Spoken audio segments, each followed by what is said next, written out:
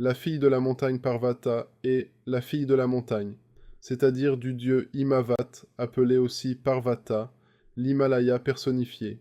Elle est la deuxième épouse de Shiva et la réincarnation de Satofra, la première épouse du dieu. Elle représente l'épouse idéale, entièrement dévouée à son mari. Elle incarne aussi la sensualité et la sexualité épanouie avec son époux. Elle est parfois représentée fusionnée avec Shiva dans la forme de l'androgyne, Ardhanarshvara. Elle est considérée comme la mère de Skanda et de Ganesha. Parvatal est aussi la forme bienveillante, apaisée et plus facilement accessible de la déesse Durga. Dans le Ramayana, elle est souvent appelée Uma, la favorable. Et elle est la sœur cadette de Ganga, la déesse du Gange, Gange et Yamuna.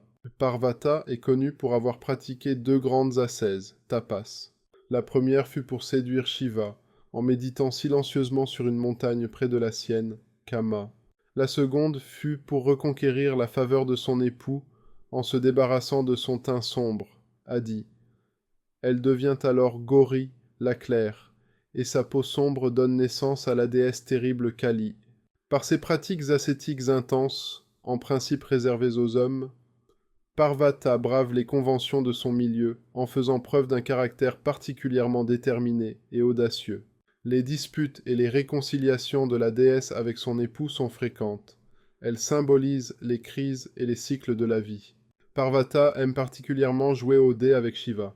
Ce jeu, qui représente le jeu cosmique, Lila, qui voile et dévoile l'unité de tout, est souvent la source de scènes de ménage au sein du couple divin.